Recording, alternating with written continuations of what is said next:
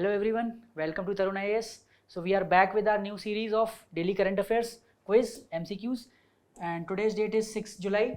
So we'll cover the questions of 5th July and 6th July. ठीक है, let's start with the questions. Let's see first question.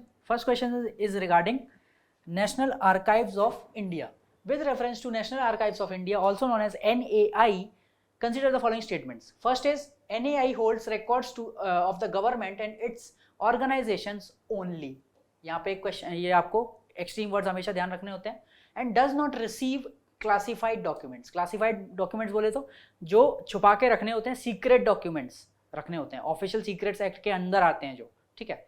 Next statement, NAI is the repository of all non current, जो current में नहीं चल रहे हैं, documents, government records and functions under the ministry of culture. तो क्या ये मिनिस्ट्री ऑफ कल्चर के अंडर आता है? ठीक है. तो दोनों ही statements for this question are correct. ठीक है. Let's see the description part और आपको क्लियर हो जाएगा. So as I told, answer is C. And what does National Archives of India? It is the repository of non current documents and it functions under the ministry of Culture, is located in Delhi. और ये classified documents को receive नहीं करता because they are considered confidential under the Official Secrets Act and other acts. ठीक है. NAI holds records starting from 1748. 1748 में British times में start हुआ था.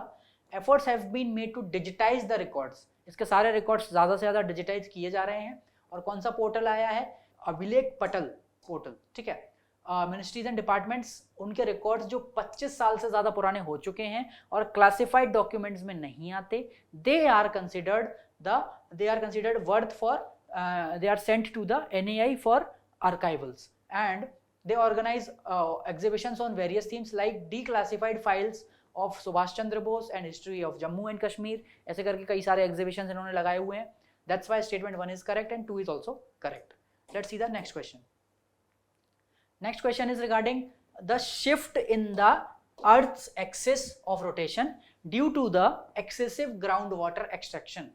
मतलब हम लोग बोरिंग कर करके, बोरवेल्स बना बना के इतना ज़्यादा ग्राउंड वाटर धरती से निकाल दिया है हमने, इनसाइड अर्थ से निकाल दिया है कि उसकी वजह से एक्सिस ऑफ रोटेशन अर्थ का होने लग गया है. ठीक है. तो इसके रिगार्डिंग 2 स्टेटमेंट्स हैं, 3 स्टेटमेंट्स हैं. First statement is excessive extraction of ground water has caused a shift in the earth axis towards the east. Direction यहाँ पे बताया है फर्स्ट स्टेटमेंट में. Next is shift in the earth axis due to the ground water extraction has significant real life consequences. काफी बड़े consequences हैं इसके अनुसार, इस स्टेटमेंट के अनुसार.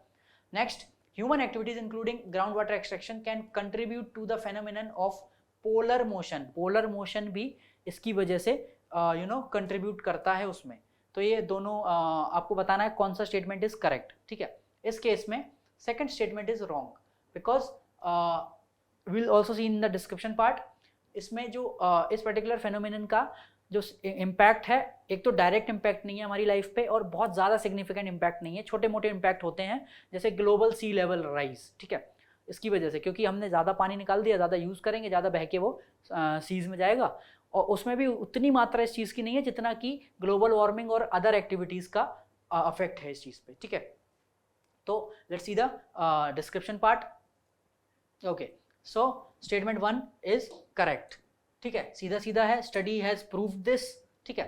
आप इसमें यहाँ ये देखो कि extraction of ground water has shifted the axis of rotation towards the east.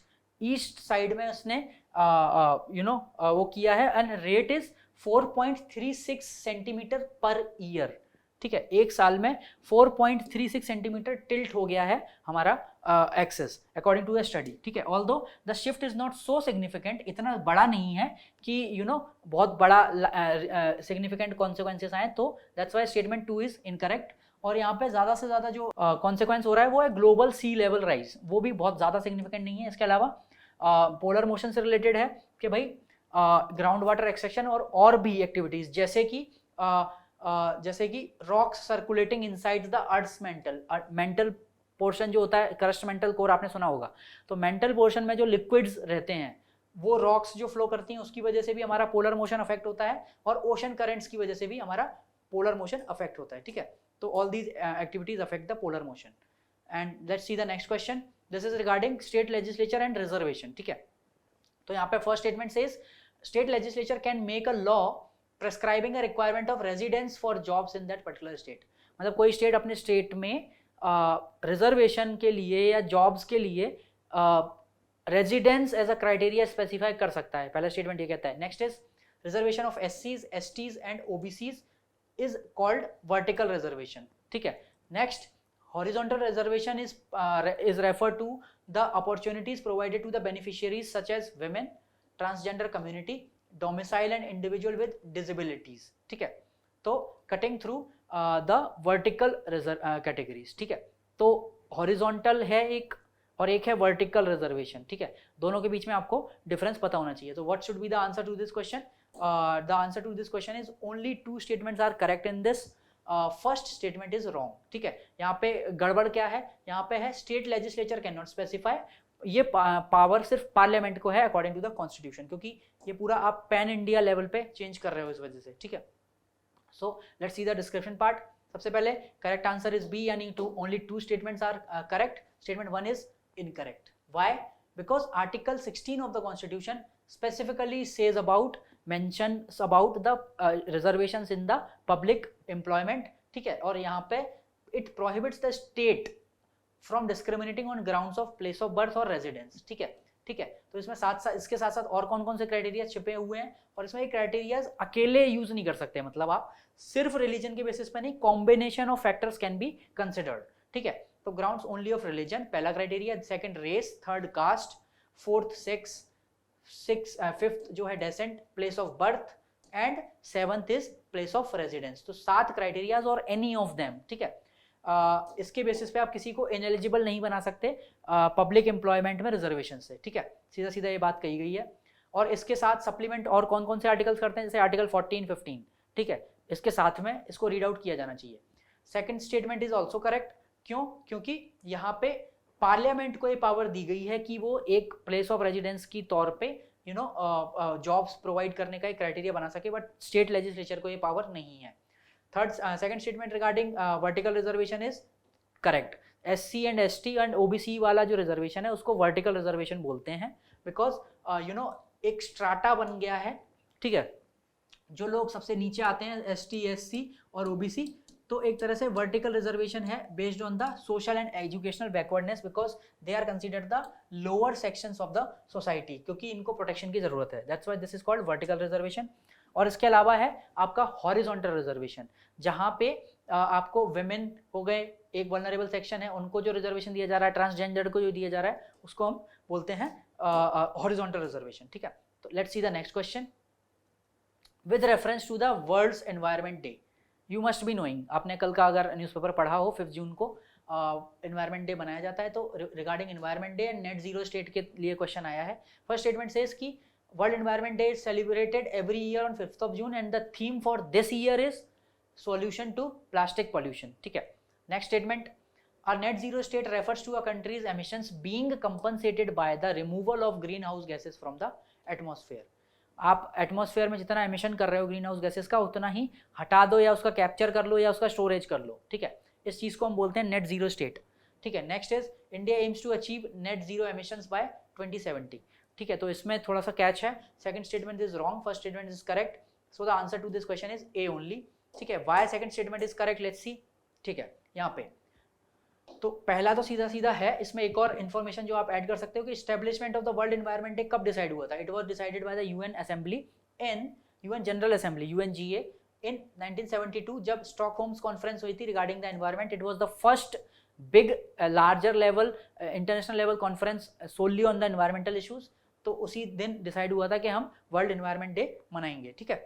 Next is while a zero net state refers to a country's emissions being compensated by the removal of greenhouse gases from the atmosphere, but specific target of India to achieve net zero emission by 2070 is not mentioned, ठीक है।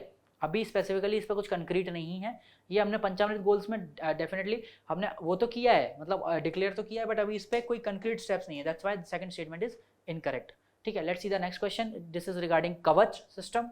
ये इसकी चर्चा आपने definitely सुनी होगी after the Balasore incident, और इसके पहले भी जब ये लॉन्च हुआ था तो इसको काफ़ी एडवर्टाइज किया था प्रेजेंट गवर्नमेंट ने। Next is so the let's see the first statement, Kavach is an indigenously developed automatic train protection system automatic train protection system in the Indian railways.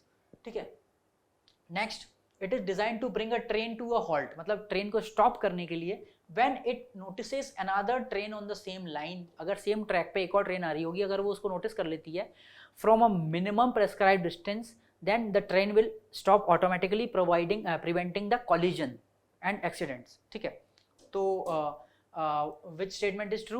Both the statements are correct in this case. ठीक है, let's see the description part.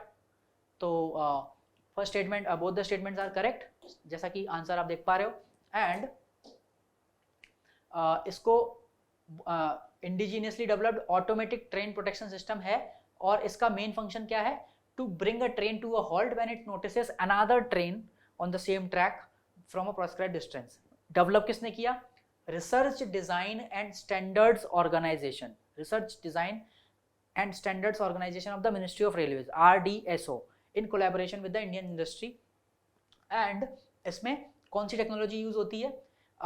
Electronic and radio frequency identification, RFID devices का use करते हैं। ठीक है, जिससे train अपने आप हॉल्ट पे आ जाती है और एक्सीडेंट और कॉलिजन्स प्रिवेंट हो जाते हैं, होने से बच जाते हैं। बट ये सिस्टम इस केस में काम नहीं कर पाया। ठीक है, थोड़ा सा ब्रीफ आप इसके बारे में यहाँ देख लो कि इनका गोल है जीरो एक्सीडेंट पे लेके आना। ठीक है, ये यहाँ पे रेडियो एंटीना लगाए गए हैं। ठीक है, ये ट्रेन अगर एक ट्रैक पे चल रही है, यहाँ पे GPS एंटीनाज यहाँ पे लगाए गए हैं। ठीक है, और स्टेशन से 1-1, 1.5 किलोमीटर की दूरी पे भी ये GPS एंटीना लगाए गए हैं। ठीक है, तो वो इस पर्टिकुलर चीज को मेजर करता है। कैसे चलता है? Train will stop on their own when the digital system notices a manual error like jumping of red signal और एनी अदर मेल फंक्शंस। तो इस लेवल तक का प्रोटेक्शन देने की दावा किया जा रहा था कि नहीं होगा, बट स्टिल जब आपने एनालिसिस देखी होगी पूरे एक्सीडेंट की, वो जो बालासोर वाला इंसिडेंट हुआ, एक ही ट्रैक पे 3 ट्रेन टकराई हैं। ठीक है, एक ट्रैक पे 2 और तीसरी वाली आके अलग टकरा गई। तो कहीं ना कहीं उस पर सवाल उठते हैं कि कितना इफेक्टिव है ये सिस्टम। The system is in operation. RFID tags are provided every 1 kilometre at station yard for each track and signals for track identification, location of train and identification of the train direction.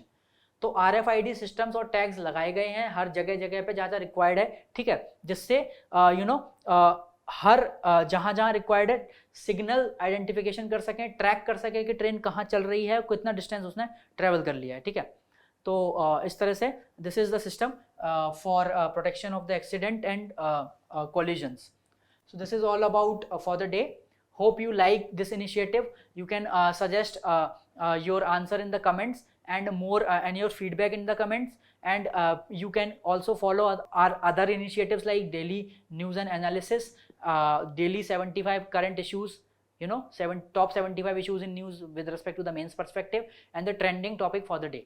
ठीक है, and like, share and subscribe and keep following us for more and more videos. Thank you and have a nice day.